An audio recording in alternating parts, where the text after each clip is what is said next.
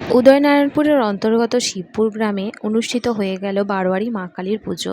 নমস্কার, আমি জয়া। আমার আরেকটা নতুন ব্লগে তোমাদের অনেক অনেক স্বাগত। আমাদের এখানে পুজো দিতে আমরা প্রায় রাত্রের দিকে গিয়ে থাকি। রাধিকাকে এখানে খাইয়ে দিয়েছিলাম, আর আমাদের বাড়িতে যেহেতু অনেক অতিথিও নিমন্ত্রিত ছিল, সকলে এক এক করে আসছিল। সকলের ভিড় তো এমনিতে লেগেই আছে। ভাবলাম একবার যাই, মায়ের মুখটা একটু দর্শন করে আসি, পরে তো আবার নয় যাওয়া যাবে সবার সাথে পুজো দেওয়ার জন্য। তাই অঙ্কু, আমি আর রাধিকা বেরিয়ে পড়লাম ঠাকুরের দর্শন করার জন্য। দূর থেকেই ঠাকুরকে দেখতে অপূর্ব মোহময়ী লাগছিল। সামনে ছিল অগণিত ভক্তের সমাবেশ। সবাই আসছিল পুজো দেওয়ার জন্য। চারিদিকের এই পরিবেশটা দেখে মনটা যেন এমনিতেই ভালো হয়ে যায়। দূর থেকে মাকে দর্শন করা তো হয়ে গেছে, এবার পালা সামনে থেকে দেখার। সিঁড়ি বেয়ে আস্তে আস্তে মায়ের কাছে উঠে গেলাম সামনাসামনি দেখব বলে। সামনে ছিল অল্প একটু ভিড়। ভিড় কাটিয়ে আমরা ভেতরের দিকে ঢুকে পড়লাম।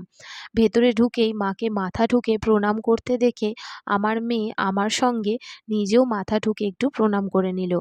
মায়ের সামনে আমার মেয়ের এরকম ভক্তি দেখে আমার তো মনটা প্রায় ভরেই গেল। আমার মেয়ে ছোট থেকেই ঠাকুর দেবতার প্রতি একটু মতিগতি আছে। ওকে যদি বলা হয় সামনে মা ননমা আছে, তাহলে ও হাত জোড়ো করে ননমায়ের কাছে প্রণাম জানায়, ওর ভক্তি নিবেদন করে।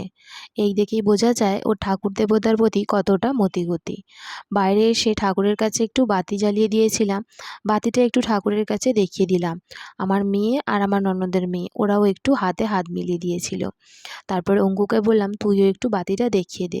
অঙ্কু ঠাকুরের কাছে একটু বাতি দেখিয়ে দিল। তারপর বাইরে এসে অঙ্কুকে বললাম, তুই তাহলে একটু ফুচকা খেয়ে নে, কারণ বিকালে যখন আমি রাধিকা এসেছিলাম তখন আমি একটু ফুচকা খেয়ে নিয়েছিলাম, এখন আর খাবো না। আর এখানের ফুচকাটা নিরামিষই ছিল। রাতের দিকে আবার সপরিবারে মিলে আমরা চলে এসেছিলাম পুজো দেওয়ার জন্য।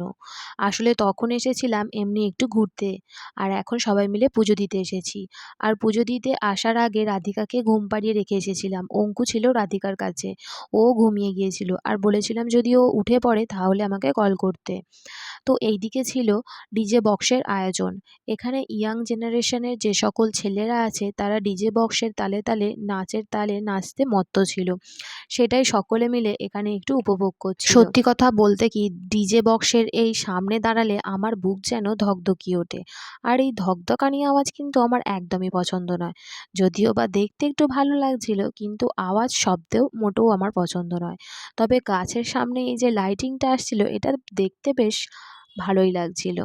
তো যাই হোক, আজকের ব্লগটা এই পর্যন্তই। কেমন লাগলো কমেন্টে অবশ্যই জানিও।